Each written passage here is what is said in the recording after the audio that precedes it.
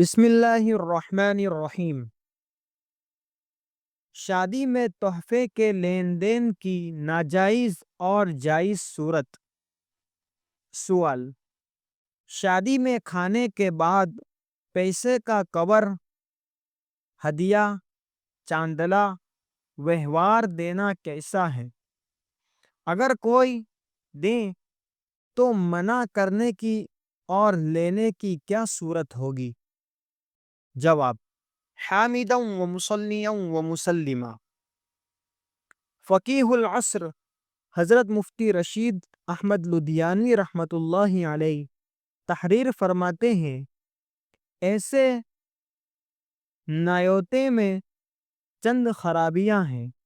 Number 1، یہ ہدیہ یعنی وہوار، چاندلہ کی رقم یا سامان زبردستی وصول کیا جاتا ہے، اس طور پر کہ نہ دینے والوں کو برا کہا جاتا ہے۔ آج کل تو نکلنے کے راستے پر ٹیبل ہی لگا دیا جاتا ہے اور نام لکھے جاتے ہیں، اس لیے آدمی شرما شرمی میں نہ دینے کا ارادہ ہو تو بھی دے دیتا ہے۔ شرم میں ڈال کر دلی رضامندی کے بغیر وصول کرنا بھی جائز نہیں۔ دینے والے کی نیت شہرت اور نام کرنے کی ہوتی ہے، ایسی نیت سے جائز کام بھی ناجائز ہو جاتا ہے۔ اس رسم کو فرض اور واجب کی طرح پابندی اور اہتمام سے ادا کیا جاتا ہے۔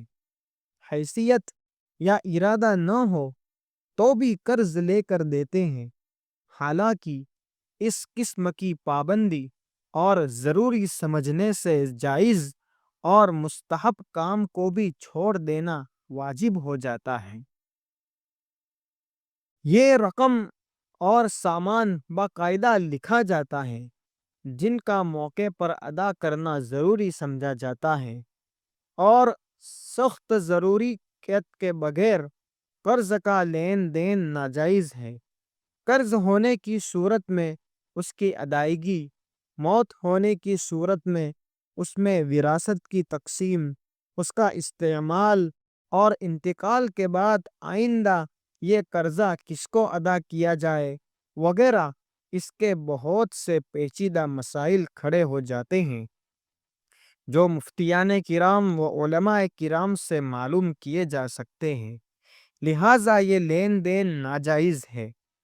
حوالہ: احسن الفتاویٰ جلد نمبر 5 صفحہ نمبر 148۔ معارف القرآن آیت سے ماخوذ۔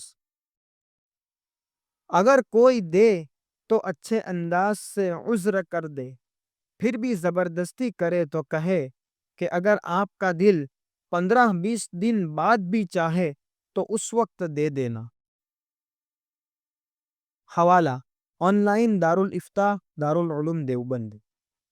اس بارے میں بعض جگہ کا عرف الگ ہوتا ہے کہ وہاں کے لوگ دعوت دینے میں ہدیہ تحفہ لینے کی نہ نیت کرتے ہیں، نہ اس کے لینے کے ٹیبل لگاتے ہیں، نہ دینے والے دینے کو ضروری سمجھتے ہیں، بلکہ محبت پیدا کرنے یا اس کی مدد اور تعاون کی نیت سے اپنی حیثیت کے مطابق دیتا اور لینے والا اس کو لکھتا نہ ہو اور کوئی نہ دے تو اس کو برا نہ سمجھتا ہو، تو یہ ہدیے لین دین جائز بلکہ سنت کے دائرے میں آئے گا۔